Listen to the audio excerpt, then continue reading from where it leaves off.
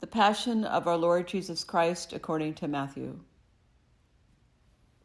One of the 12, who was called Judas Iscariot, went to the chief priests and said, "What will you give me if I betray Jesus to you?" They paid him 30 pieces of silver, and from that moment he began to look for an opportunity to betray him. On the first day of unleavened bread, the disciples came to Jesus saying, "Where do you want us to make the preparations for you to eat the Passover?" He said, "Go into the city to a certain man and say to him, 'The teacher says, my time is near. I will keep the Passover at your house with my disciples.'" So the disciples did as Jesus had directed them, and they prepared the Passover meal. When it was evening, he took his place with the 12, and while they were eating, he said, "Truly I tell you, one of you will betray me." And they became greatly distressed and began to say to him one after another, "Surely not I, Lord." He answered, "The one who has dipped his hand into the bowl with me will betray me. The Son of Man goes as it is written of him, but woe to the one by whom the Son of Man is betrayed. It would have been better for that one not to have been born." Judas, who betrayed him, said, "Surely not I, Rabbi." He replied, "You have said so." While they were eating, Jesus took a loaf of bread, and after blessing it, he broke it and gave it to his disciples and said, "Take, eat, this is my body." Then he took a cup, and after giving thanks, he gave it to them, saying, "Drink from it, all of you. For this is my blood of the new covenant, which is poured out for many for the forgiveness of sins. I tell you, I will never again drink of this fruit of the vine until that day when I drink it new with you in my Father's kingdom." When they had sung the hymn, they went out to the Mount of Olives. Then Jesus said to them, "You will all become deserters because of me this night, for it is written, 'I will strike the shepherd, and the sheep of the flock will be scattered.' But after I am raised up, I will go ahead of you to Galilee." Peter said to him, "Though all become deserters because of you, I will never desert you." Jesus said to him, "Truly I tell you, this very night before the cock crows, you will deny me 3 times. Peter said to him, "Even though I must die with you, I will not deny you." And so said all the disciples. Then Jesus went with them to a place called Gethsemane, and he said to his disciples, "Sit here while I go over there and pray." He took with him Peter and the 2 sons of Zebedee, and began to be grieved and agitated. Then he said to them, "I am deeply grieved, even to death. Remain here and stay awake with me." And going a little further, he threw himself on the ground and prayed, "My Father, if it is possible, let this cup pass from me, yet not what I want, but what you want." Then he came to the disciples and found them sleeping, and he said to Peter, "So could you not stay awake with me 1 hour? Stay awake and pray that you may not come into the time of trial. The spirit indeed is willing, but the flesh is weak." Again he went away for the 2nd time and prayed, "My Father, if this cannot pass unless I drink it, your will be done." Again he came and found them sleeping, for their eyes were heavy. So leaving them again, he went away and prayed for the 3rd time, saying the same words. Then he came to the disciples and said to them, "Are you still sleeping and taking your rest? See, the hour is at hand, and the Son of Man is betrayed into the hands of sinners. Get up, let us be going. See, my betrayer is at hand." When he was still speaking, Judas, one of the 12, arrived with him and with the large crowd with swords and clubs, from the chief priests and the elders of the people. Now the betrayer had given them a sign, saying, "The one I kiss will be the man. Arrest him." At once he came up to Jesus and said, "Greetings, Rabbi," and kissed him.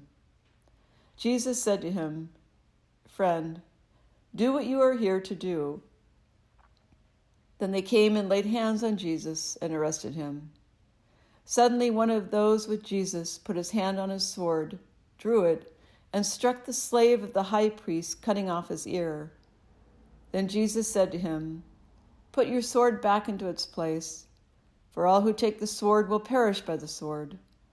Do you think that I cannot appeal to my Father, and he will at once send me more than 12 legions of angels? But how will then the scriptures be fulfilled, which say it must happen in this way?" At that hour Jesus said to the crowds, "Have you come with swords and clubs to arrest me as though I were a bandit? Day after day I sat in the temple teaching, and you did not arrest me. But all this has taken place so that the scriptures of the prophets may be fulfilled." Then all the disciples deserted him and fled. Those who had arrested Jesus took him to Caiaphas, the high priest, in whose house the scribes and the elders had gathered. But Peter was following him at a distance, as far as the courtyard of the high priest, and going inside, he sat with the guards in order to see how this would end. Now the chief priests and the whole council were looking for false testimony against Jesus, so that they might put him to death, but they found none, though many false witnesses came forward. At last 2 came forward and said, "This fellow said, 'I am able to destroy the temple of God and to build it in 3 days.'" The high priest stood up and said, "Have you no answer? What is it that they testify against you?" But Jesus was silent. Then the high priest said to him, "I put you under oath before the living God. Tell us if you are the Messiah, the Son of God." Jesus said to him, "You have said so. But I tell you, from now on you will see the Son of Man seated on the right hand of power and coming on the clouds of heaven." Then the high priest tore his clothes and said, "He blasphemed! Why do we still need witnesses? You have heard his blasphemy. What is your verdict?" They answered, "He deserves death." Then they spat in his face and struck him, and some slapped him, saying, "Prophesy to us, you Messiah. Who it is that struck you?" Now Peter was standing outside in the courtyard. A servant girl came to him and said, "You also were with Jesus, the Galilean." But he denied it before all of them, saying, "I don't know what you're talking about." When he went out to the porch, another servant girl saw him and said to the bystanders, "This man was with Jesus of Nazareth." Again he denied it with an oath, "I do not know the man." After a little while, the bystanders came up and said to Peter, "Certainly you are also one of them, for your accent betrays you." Then he began to curse, and he swore an oath, "I do not know the man." At that moment the cock crowed.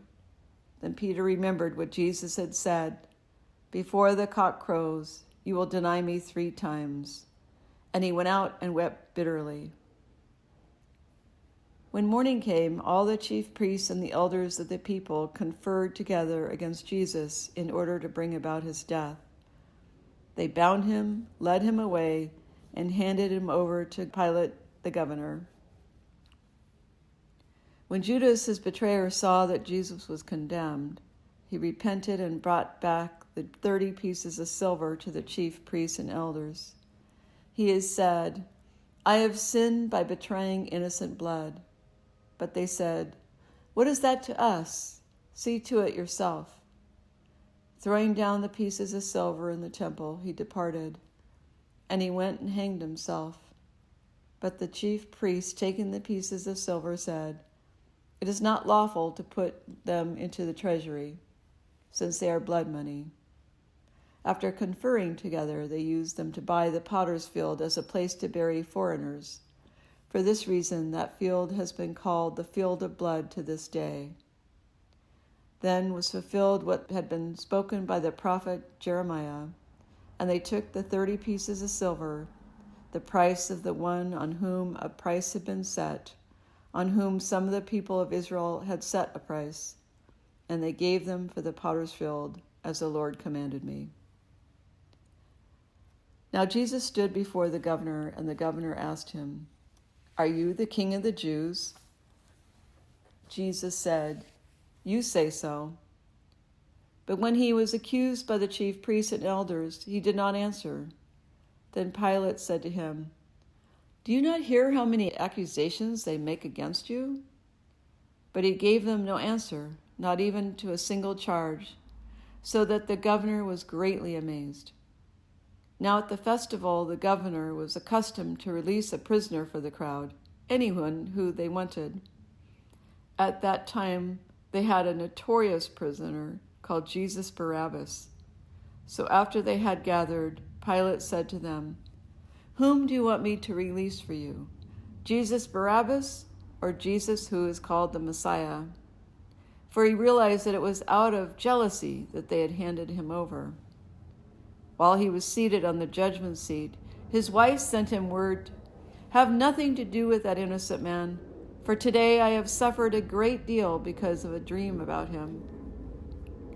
Now the chief priests and the elders persuaded the crowds to ask for Barabbas and to have Jesus killed.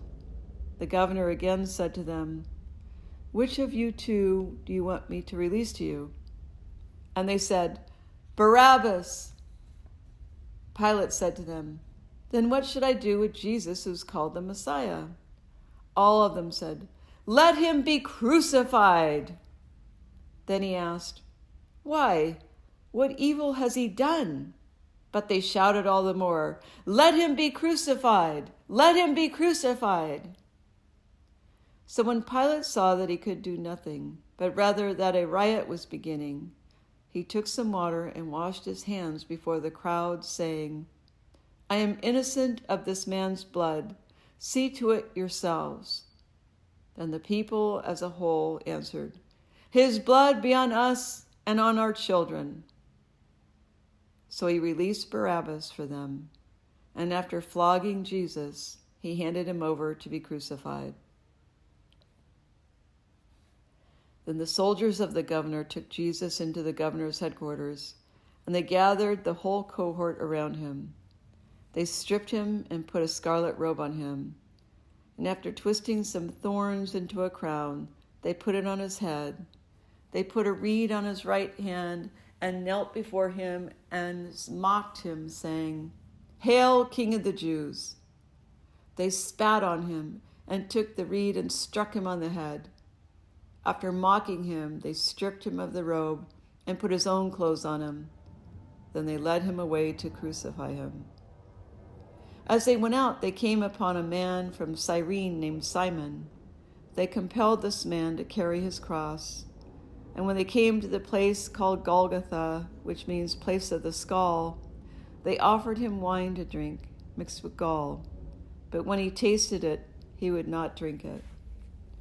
And when they had crucified him, they divided his clothes among themselves by casting lots. Then they sat down there and kept watch over him. Over his head, they put the charge against him, which read, "This is Jesus, the King of the Jews." Then 2 bandits were crucified with him, one on his right and one on his left. Those who passed by derided him, shaking their heads and saying, "You who would destroy the temple and build it in 3 days, save yourself. If you are the Son of God, come down from the cross." In the same way, the chief priests, also along with the scribes and elders, were mocking him, saying, "He saved others, he cannot save himself. He is the King of Israel. Let him come down from the cross now, and we will believe in him. He trusts in God. Let God deliver him now, if he wants to. For he said, 'I am God's son.'" The bandits who were crucified with him also taunted him in the same way. From noon on, darkness came over the whole land until 3 p.m. And about 3 o'clock, Jesus cried with a loud voice, my God, why have you forsaken me?" When some of the bystanders heard it, they said, "This man is calling for Elijah." At once one of them ran and got a sponge, filled it with sour wine, put it on a stick, and gave it to him to drink.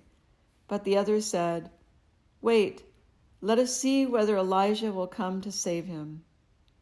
Then Jesus cried again with a loud voice and breathed his last. At that moment the curtain of the temple was torn in two, from top to bottom. The earth shook and the rocks were split. The tombs also were opened, and many bodies of the saints who had fallen asleep were raised. After his resurrection they came out of the tombs and entered the holy city and appeared to many. Now when the centurion and those with him who were keeping watch over Jesus saw the earthquake and what took place, they were terrified and said, "Truly this man was God's Son." Many women were also there, looking on from a distance. They had followed Jesus from Galilee and provided for him. Among them were Mary Magdalene and Mary, the mother of James and Joseph, and the mother of the sons of Zebedee. When it was evening, there came a rich man from Arimathea, whose name Joseph, who was also a disciple of Jesus. He went to Pilate and asked for the body of Jesus. Then Pilate ordered it to be given to him. So Joseph took the body and wrapped it in a clean linen cloth and laid it in his own tomb, which he had hewn from a rock. He then rolled a great stone to the door of the tomb and went away. Mary Magdalene and the other Mary were there, sitting opposite the tomb. The next day, that is, after the day of preparation, the chief priests and the Pharisees gathered before Pilate and said, "Sir, we remember what that impostor said while he was still alive. 'After 3 days I will rise again.' Therefore command the tomb to be made secure until the 3rd day. Otherwise his disciples may go and steal him and tell the people, 'He has been raised from the dead,' and the last deception would be worse than the first." Pilate said to them, "You have a guard of soldiers. Go make it as secure as you can." So they went with the guard and made the tomb secure by sealing the stone.